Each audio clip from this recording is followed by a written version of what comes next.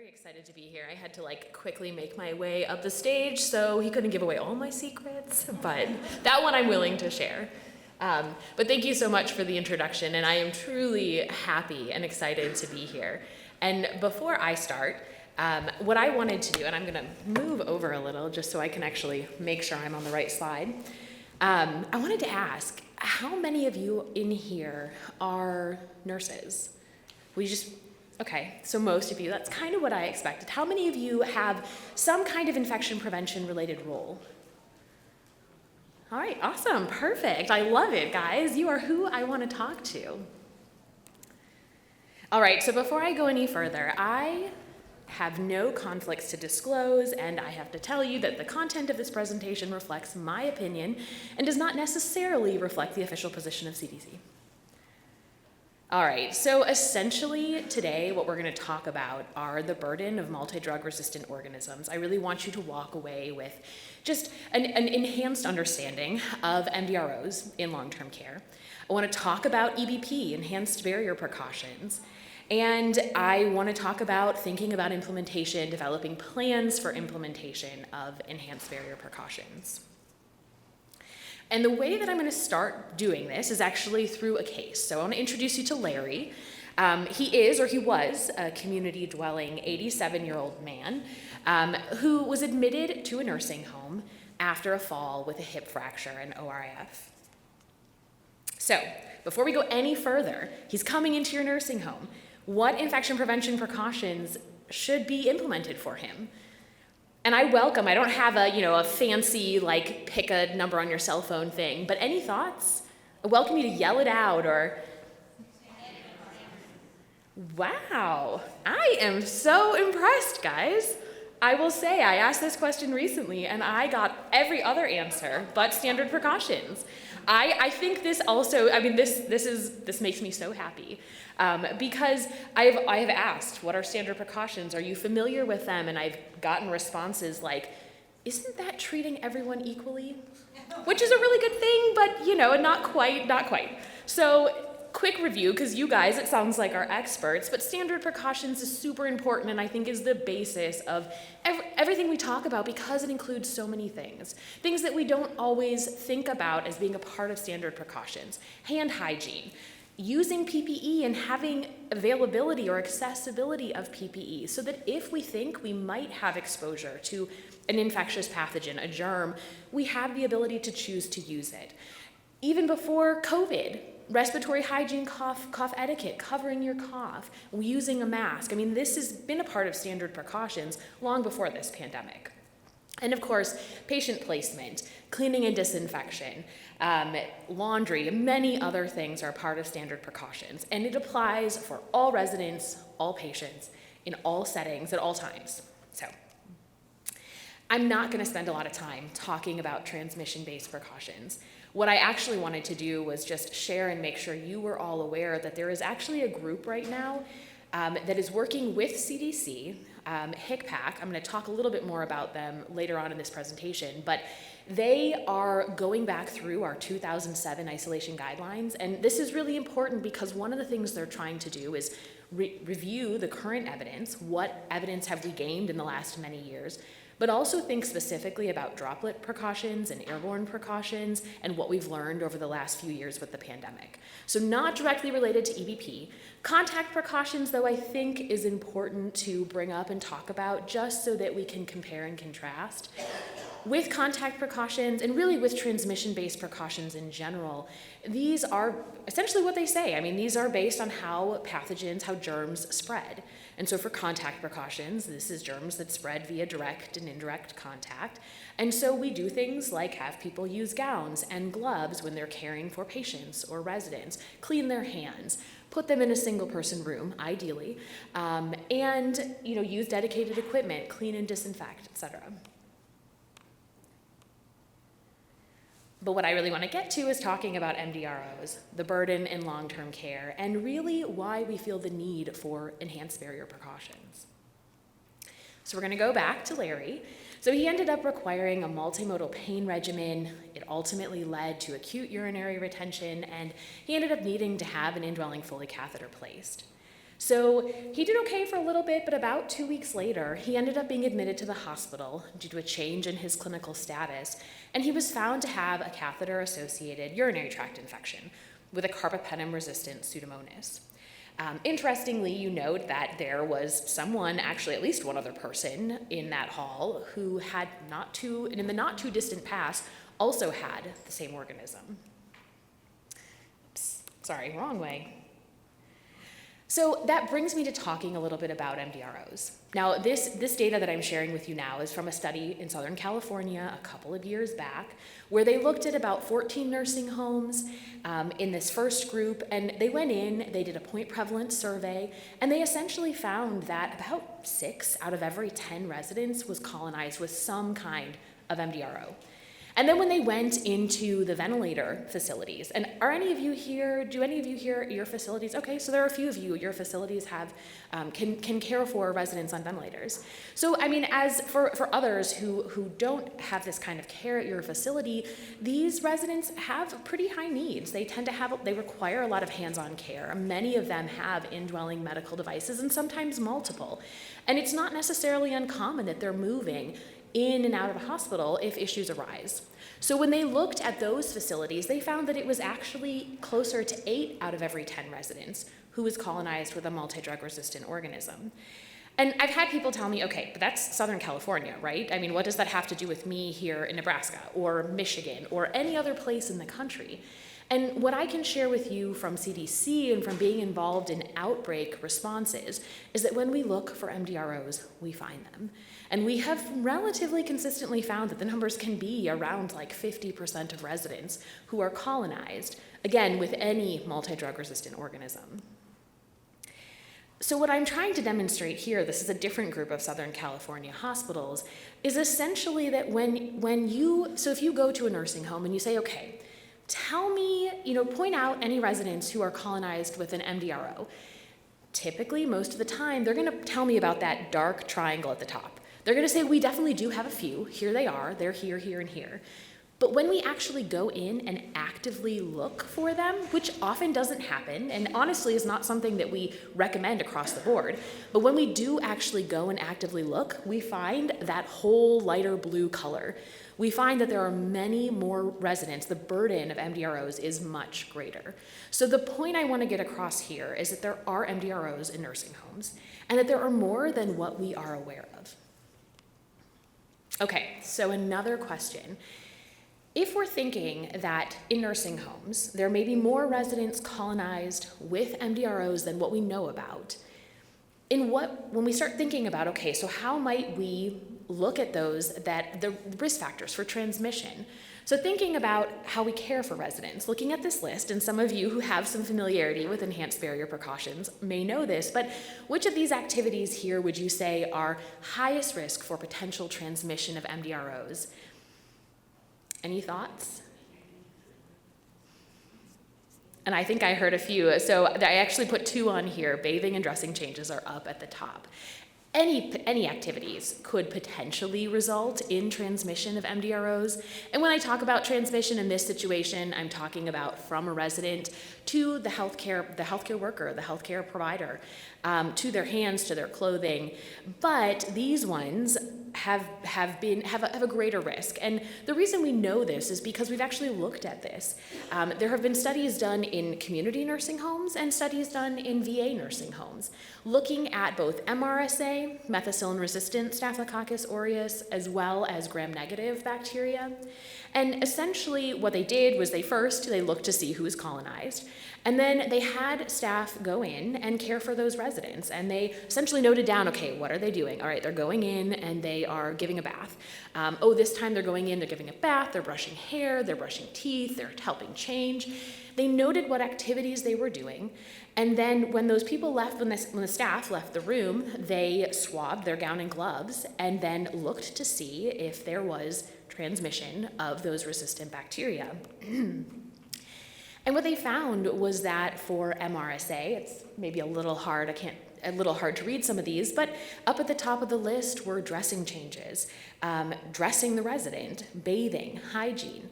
It was a little different, but ultimately relatively similar for the resistant gram-negative bacteria. Showering, dressing changes, bathing, and hygiene were up at the top of the list.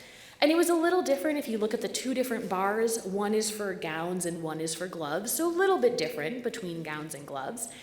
But the important thing here is that this was done, these observations of interactions were done in nursing homes. This isn't trying to apply ICU data or acute care hospital data to nursing homes. These are actually observing care performed in nursing homes.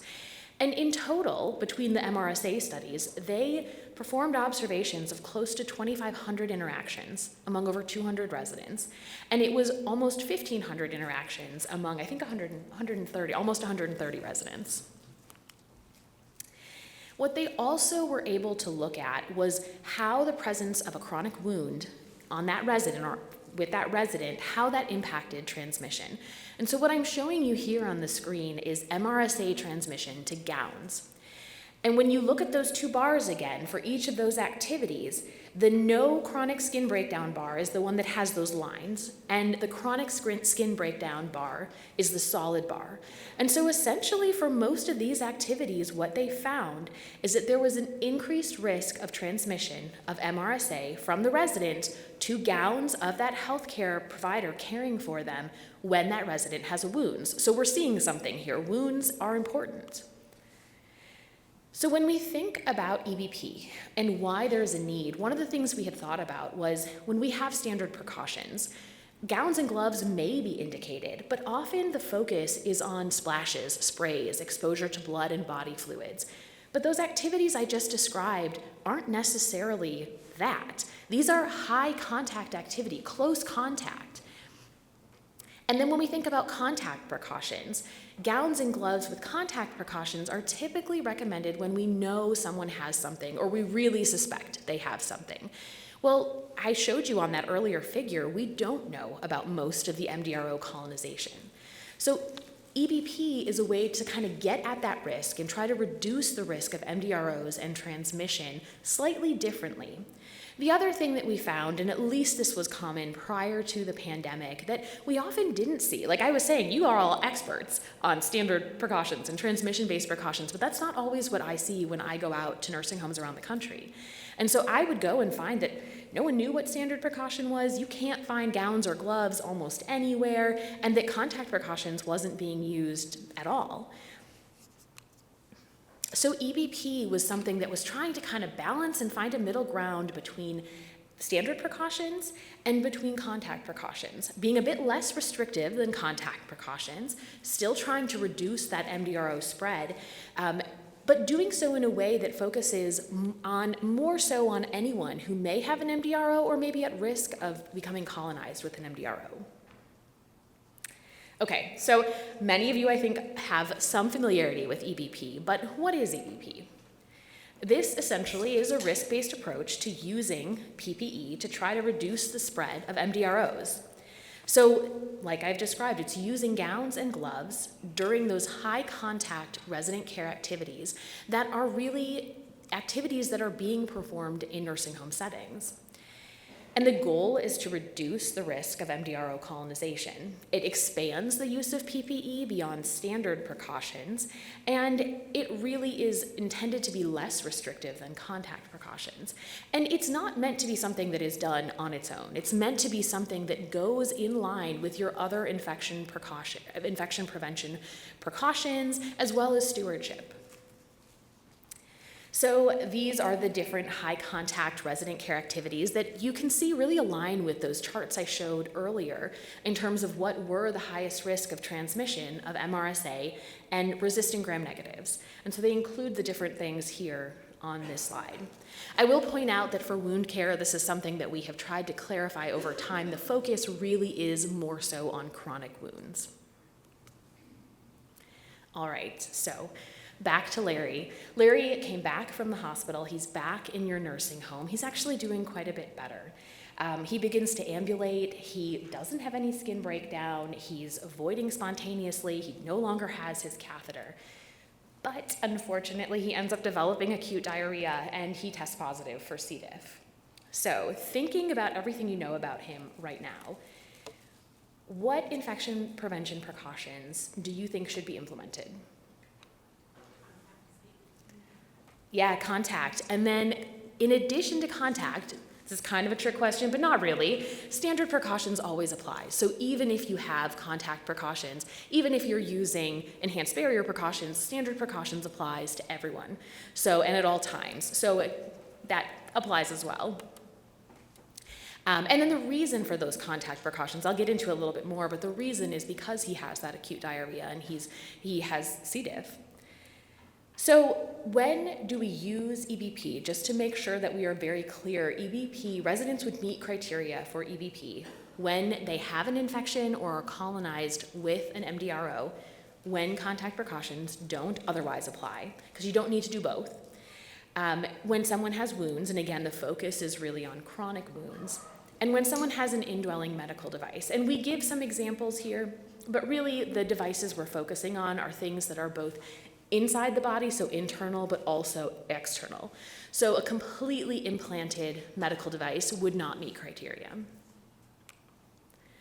So then what do I mean when I say when contact precautions don't apply? Well, this is what I was describing with Larry. So he would otherwise, because we know he has this resistant organism, he may otherwise meet criteria for EBP, but because right now with his acute diarrhea, contact precautions does apply, we would put him in contact precautions and then of course standard precautions.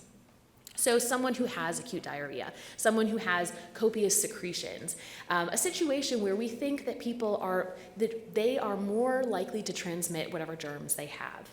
And then of course we kind of add this in, there may be other situations, especially if you're working with the health department, related to an outbreak or some other situations where for a limited time, we might actually use contact precautions. And then of course, I can't forget to point out at the bottom, there are other conditions in Appendix A in the isolation guidelines for which contact precautions is recommended, and those still apply. Because we've had a lot of questions related to this, I've added this slide. So technically, EBP could be used for any MDRO. There is the flexibility to implement EBP for any MDRO. Our focus still remains with these targeted MDROs. Pan-resistant organisms, I'll also add any novel organism. Carbapenemase producing carbapenem-resistant organisms, Candida auris. But I think with the talk that Dr. Ashraf was giving this morning in describing that there may be different pathogens that different places in the country place in different tiers or with different levels of importance, it's possible that you may end up using EBP for something else. But we leave flexibility for those decisions to be made. So in summary of EBP is performed or is used when we are performing high contact care for residents who meet those criteria that I described. Gown and gloves is really what is a part of EBP. Of course, hand hygiene is essential as well as any of our other infection prevention precautions. And differently than contact precautions, a private room is not required. There is more flexibility for involvement in communal activities, in therapy.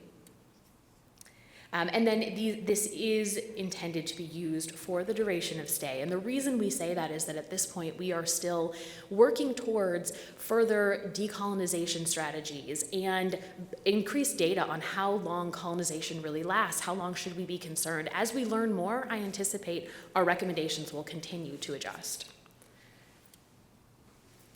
So briefly, I wanted to share that there was a lot of work that went into the process that led to this guidance, and a part of that was putting together a HICPAC work group specific to enhanced barrier precautions, looking at available literature, and really coming to an expert consensus on how EBP may be used. And so with that, this work group summarized that MDROs are common in nursing homes, that there is significant morbidity, mortality, and cost associated with MDROs, that EBP is a targeted gown and glove activity that can be applied for residents who have wounds, indwelling devices, or infection or colonization with an MDRO, but that it's extremely important to recognize that education is necessary and that access to the resources we need to use EBP to perform hand hygiene are all an essential part of the process.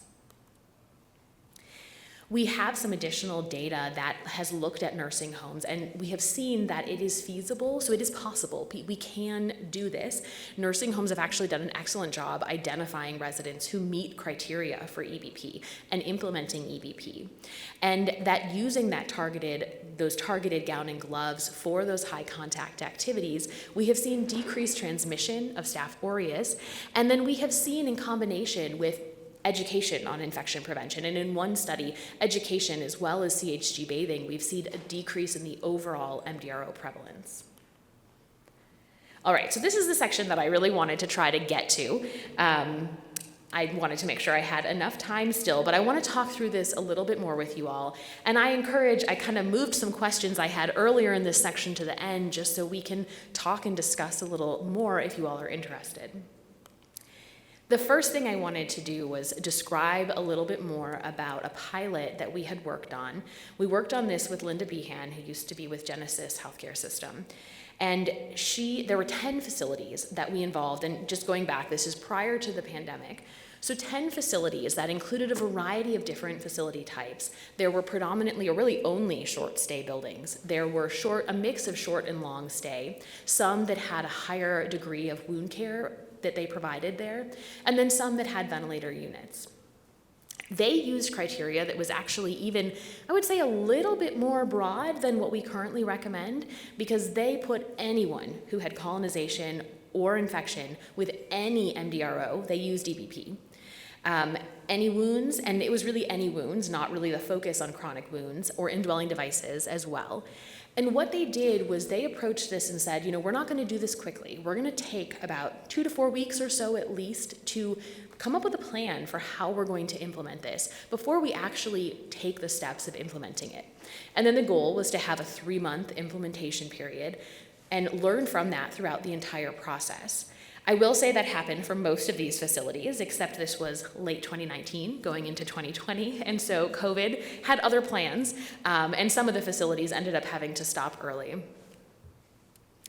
But what Linda really shared with us, and what we have been now trying to share with others, is that she had a couple of key things that she identified that were really helpful in their process of implementing EBP. The first step was really getting buy-in, so talking to leadership, talking to staff, explaining what EBP was, and talking about both the potential benefits of recognizing, not just using EBP, but recognizing the burden of MDROs and the importance of trying to prevent their spread, but also talking about some of the potential costs and the potential challenges. Now, they took a specific approach in their facility through QAPI and utilizing the PDSA cycle.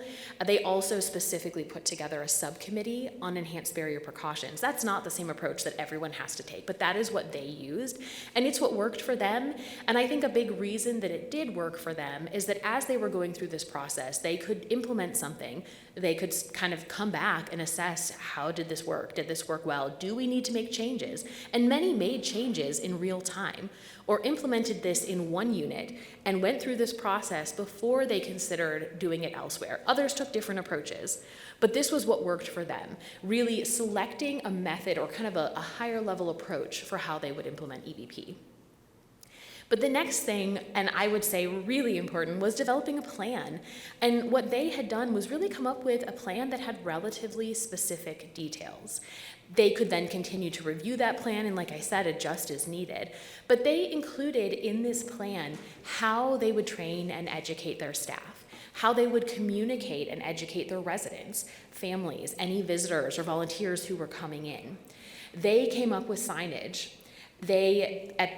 We were in the process of developing the EBP signage that we have available, but that wasn't available at this point. Figuring out how they would, again, this is all pre-COVID, so how are they going to have PPE available? Because we didn't have masks and gowns and gloves like, we have experienced over the last few years. Where were they going to put the carts? And just all of those different pieces. And I will say one of the things that they did, I think, extremely well is communication. they actually came up, I don't know if anyone has, Linda has shared this, so some of you may have heard about this, but they actually had, I think, a really successful approach where they used the analogy of honeybees, and they essentially said honeybees move from flower to flower, and they carry pollen with them, and they may drop some of that pollen from flower to flower. And so they essentially said, we do not want to be honeybees. We do not want to carry germs from resident to resident. And so they didn't get into, we're going to do EBP, this is what we're going to do, here's what an MDRO is. They kept it really high level with this analogy. And they said, because we don't want to be honeybees, you may actually see us using more PPE, because that's essentially our attempt to keep you all safe. And they carried this through to handouts to visitors. When someone was newly admitted, they included that information. They even had some really cute crafts they did with residents, which was really sweet. But I thought they did a great job with communication, and I think it really helped with rolling this out. And this is just an example of one piece of their implementation plan, just so you can see some of the details they got into. So we're here with number 9, walk the halls, determine the location sites for isolation and PPE carts on each unit based on the location of the patients or residents on EBP. And they had little pointers in there like consider egress in hallways, location of the red emergency power outlets, and so on. What we have tried to do is channel some of that and have created some resources that if you go to our EBP guidance on the webpage, on the right side of the page, there's a box that has a bunch of resources. And these are some of the resources that are available. So this first one here is a pre-implementation tool, essentially for anyone who is considering implementing, maybe at early stages. And it talks about options, and it describes how you might do this in only a single unit. You might decide you're gonna go big and do this across your entire building, but you might have different approaches, and that's totally acceptable. And there are some pointers in here about that. There's also an observation tool for once you are starting EBP for observations, auditing, and there is an Excel sheet that one of our nurse infection preventionists put together in case it's helpful. A place where you can essentially summarize everything. And then if you are having committee meetings or other programs where you're talking about EBP, you can come back with data there that's summarized for you. There is a PowerPoint presentation that's available. It's about 10 minutes long. There are multiple variations of how you could use it. There's the presentation, there's a script that goes along with it if it's of interest or helpful to you. It's also pre-recorded in case that's something that's helpful for you. And then we have sample letters that are similar, but they're slightly different. They're targeted because they're targeting different audiences. So residents themselves, family members, visitors, staff in the nursing home, leadership. And these are letters that you can look at. If it's helpful, use it. If you want to take bits and pieces of it, but add your own detail, you are welcome to do that. They are things that we have tried to create based on the feedback we've gotten over the last year and beyond in what materials that you all need to be successful. And I don't know, let's see, all right. What I wanted to share from Linda, these are just a couple of quotes essentially over time. And what they show is kind of beginning of implementation. These are in blue, middle of the process, and as they were getting a couple of months in. And what you can see is some of the changes in the perspectives that happened. So initially, not surprisingly, people were concerned. They said, this is going to take me forever. I have all these extra steps. We have all this extra PPE. What are the residents going to say? What are the visitors going to say? And over time, what they found was that it was feasible. They were able to do this. One of the really interesting things that we heard actually from a couple of different centers, so entirely different people, was that, I had to start thinking a little bit more about how I approach, going into the rooms, but if anything, I'm more efficient now because I try to think, what am I going in to do? Obviously, there are always surprises, but I'm gonna prep and grab a couple of things ahead of time before I go in. And it's really kind of became a part of their workflow. The other interesting thing was that they actually found, I think with their communication, and I really credit them with their communication, that they found that they didn't get the pushback they expected from residents or from visitors. And if anything, they had a couple people comment, well, I'm not surprised at all. I mean, my family member was in contact precautions or, in precautions, they used PPE in the hospital. So I would be more surprised if you weren't using it now that they're here in the nursing home. Of the issues that did come up, these were probably some of the most common. So with PPE, it was concern, especially in the beginning, about how much time it was going to take. The increased waste, and I will say that was the biggest concern was in the unit, or in the facilities that had ventilator units. They found that because they had more residents on EBP, one of them even had to increase the amount or the frequency of waste pickup because of the PPE. And it was challenging, again, this is pre-pandemic, challenging to estimate up front how much PPE they needed. So what we saw in quite a few facilities is that they ordered a lot, and so the startup cost was very high, but then they didn't need to order PPE for a couple of months because they ordered so much, but it was hard to say. We didn't have that experience.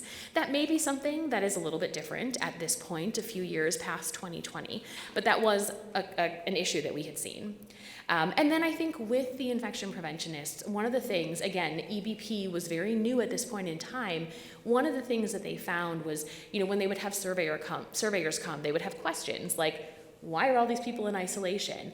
And so prepping, they actually reached out proactively to their regulatory group and let them know they were doing this. And I think there is more familiarity, and I will say on the CDC side, we are trying to continue to educate as well. But prepping the IPs with some information, some talking points, we're like, well, yes, actually, this is what I'm doing. We are using EBP because this resident has an indwelling device. But just those were things that in the beginning, when they first implemented this, they hadn't quite thought about how to approach that. So these were some of the things that came up. And then I wanted to at least share, now keeping in mind that these are 3 example centers I have from this 10-center study. Keeping in mind that this was a little bit broader approach than what we are currently recommending. These are examples of 3 different centers. The first one had mostly long-stay residents, but did have long-stay and short-stay, and they had a lot of wound care that they provided at this facility. When they went through, 28% of their 238 residents met criteria for EBP. And this was every single MDRO, MRSA, VRE, and it was every single wound. In a short stay only facility, actually, with 110 residents, 9% of their residents met criteria for EBP. In the ventilator facility, it was 42%. So I would expect that if we went back to these facilities today, those numbers would be a little bit lower because they applied EBP a bit more broadly.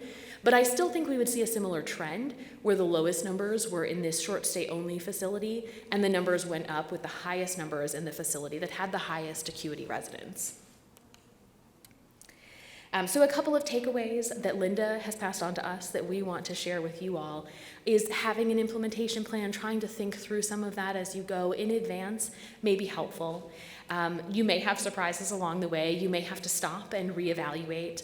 Buy-in is definitely critical, and communication and how you communicate may be a big part of that. So where do we go from here? Because I want to give you guys a few minutes to ask questions and to discuss. Just quickly, a couple of the questions we have and things that we are still looking at is how can we take what EBP is currently and continue to further risk stratify, meaning continue to say, okay, this is who we've identified as the highest risk residents and the highest risk activities. But if we really look at all those activities, can we narrow it down even more and still get the benefit from this? Same with the residents. Can we narrow that down even more? And these are things that we are looking into. Is EBP or something similar to EBP, essentially a risk-based approach outside of only nursing homes? Is this something that could be valuable or useful in other healthcare settings? And then, of course, better understanding cost benefits of EBP. And really, the other thing, not on here, but what are the risks? Can we better describe what the risks are to a resident of becoming colonized with an MDRO? So we can help people understand what really are the risks if this happens, or if it's already happened. So, from you all, I would love to hear, but I will also happily take any of your questions. What barriers have you seen or do you anticipate with implementing EBP? And I think most importantly, what kind of support or additional solutions do you all need? And so with that, I will say thank you. I will leave those questions up, but I'm happy to take questions if there's time, and I'm also happy to brainstorm. And I did not include my email address, but I will happily share with anyone who's interested, because I truly learned so much from talking with all of you. So thank you.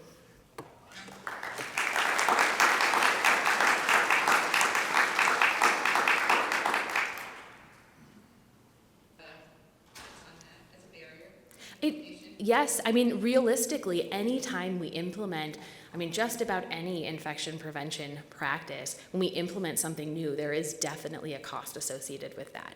I will say on one hand, one of the things that we have done is really try to go back thinking about, how do we get reimbursed for things? How do people get paid for things? And so if we are saying you should be using PPE in these certain situations, then it only makes sense that there is reimbursement, or there is money that is helping to cover that we're not just changing or increasing what we're doing without any payment. So that's something that we are trying to better understand and really trying to give a voice to those that have more of a hand in that side of things than we do at CDC. But it definitely is. There are costs associated with PPE. I would say that one of the ways that you can do this, especially if you are learning in your facility, because we have seen with implementation that sometimes it's a little hard to know exactly how much PPE or how, instead of making that huge investment up front, doing something like starting with a unit and really sitting down and saying, okay, here's all of our residents, here's who meets EBP, and using that to try to help guide what you think like we did earlier during the pandemic, what is your PPE usage, what is your burn rate like, and using that to help guide so that you hopefully don't way overshoot and end up spending a bunch of money on that. But there is a cost associated, definitely.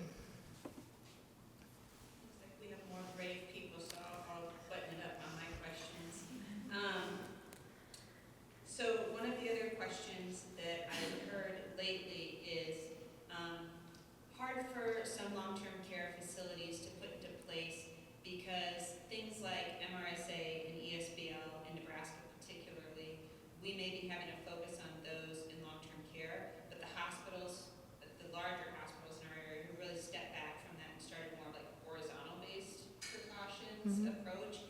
And so even getting communication about that is difficult. And the point you made about residents, like, no, we did see this in the hospital. I think there are facilities in the area who feel like the patients don't see that at the hospital, so when they see it in long-term care, that would be a surprise. Yeah, no, I think that's a great explanation. That would be a situation where you might see what feels like an increase compared to the hospital if the hospitals are not, and it differs across the country. Some are using contact precautions, for example, with MRSA, and some haven't used that. I will say when I was an IP in the Detroit area 20 years ago, we were not using contact precautions for MRSA because 60+% of our isolates were, MRSA. And so I think that's where conversations, and you all are very, very, I think it's a wonderful resource you all have through all the programs that, this whole conference, and just through all of you amazing people that I'm looking at in the front here, that serve as resources for you. But this is why we've left some flexibility. So if MRSA or CRE, if there is something that is not one of those novel or targeted organisms, but it is something that you are really focusing on in your facility, from CDC, you have our support to take a more proactive approach, use enhanced barrier precautions for that. What I would say you will need to think about is how you communicate that with residents who are coming in and with their families, and the importance of why you're choosing to do that. And I think that the way you communicate that can be extremely important in how they receive it and how they understand, and whether or not they're accepting of that. But the other thing I will say is that I think you have the flexibility to make that decision. Regardless, I would hope that hospitals, at least for those targeted pathogens, are taking an active approach using contact precautions. That is definitely what CDC recommends. So I would hope that you are not doing even more than they are, at least for those organisms. Hi, thank you for your talk. I'm a geriatrician, so I'm thinking kind of from the perspective of the resident that's in long-term care. Have you looked at, isolation, overall sensation of being like for a long period of time, feeling like every time someone comes in to see you, you're gowned and Yeah, no, I think this is a really important point. So first I will say that one of the goals with EBP was really to get away from the concerns we have with the isolation with contact precautions. I remember traveling, this is before the pandemic, going and visiting a group of nursing homes in New York City and a group of nursing homes in Chicago where even 5 years ago they were seeing a lot of Candida auris. And we had residents who were in contact precautions for 6 to 12 months in their own rooms, not leaving the room at all, only people going in, and it was absolutely heartbreaking. And it was very upsetting, not just to the resident, but to everyone who was taking care of them. And we want to avoid that. It may be appropriate to use a very isolating approach like contact precautions or transmission-based precautions for a short time. But the goal with EBP is to get away from that isolation. Now, there still is the use of PPE, but what we have tried to do is focus on those activities that we've seen in nursing home observations are the highest risk. So unlike contact precautions, not using PPE every time you walk in the room, recognizing that it's okay to touch a resident who is in EBP, even without PPE, because we're less concerned about those short touches, about talking, about being close. It's really the hands-on, prolonged care that we are most concerned with, because that's where we think we start seeing transmission of bacteria, and then we have more of a chance that we might then spread it on to someone else. But when we, at least in this pilot, when we asked questions, and we did actually talk to some residents, we were wondering that same thing, and we did not, at least in this pilot study that I described, we did not have the feedback during that 3 to 4 month period of time that people had concern with PPE use. We kind of got that it doesn't really bother me, I expect it, we didn't hear that. But I think that as more and more people are implementing this, we want to gather this data once people are doing this more regularly and better understand how are residents perceiving this. So that is definitely an area where we want to continue to learn, because it's quite important. I just have a question, I guess, based on, so when we're seeing more of like ESBL, maybe history of from the hospital, and we're, reviewing their admission paperwork, going to admit them into our facility, well, say they have history of ESBL year ago. Cultures now show we're not seeing ESBL in it. So then What do you do? Exactly. Well, what do you see it. Yes. No, I know, but Yeah. what do you do now? That's a That's a great question. So I will tell you, if you were asking me this question and you said that we saw a history of Candida auris a year ago, and they've had some urine cultures, they've had maybe a blood culture, and we haven't seen anything, what should I do now? I would say I would put that person in enhanced barrier precautions, because they have Candida auris. Candida auris, without going into excessive detail, I would say that would catch my attention. That is one of our targeted pathogens, and we would definitely say, be proactive. Let's do a little bit more than standard precautions to try to prevent the spread. With ESBL or with another organism that may be more endemic, that's where there is a little more flexibility. So I would say that you would not be wrong to take either approach. You could use EBP, but you could also say this is not the approach we're taking. And this is one where I would also, stepping back, say, I would chat with you all, and I would say if you have specific priorities within the state or specific concerns, it may be even more geographically localized within the state, I would say for some of those questions, not to pass it off to you all, but you are the experts locally. And so I would say turn to your resources and talk with them about that. But essentially for that group of MDROs, we have kind of left it open and said you could do this, but we also recognize if it is too burdensome, if you really feel that it's not indicated, there's some wiggle room there. In general, we'd love to prevent the spread, but we also want to take a realistic and feasible approach.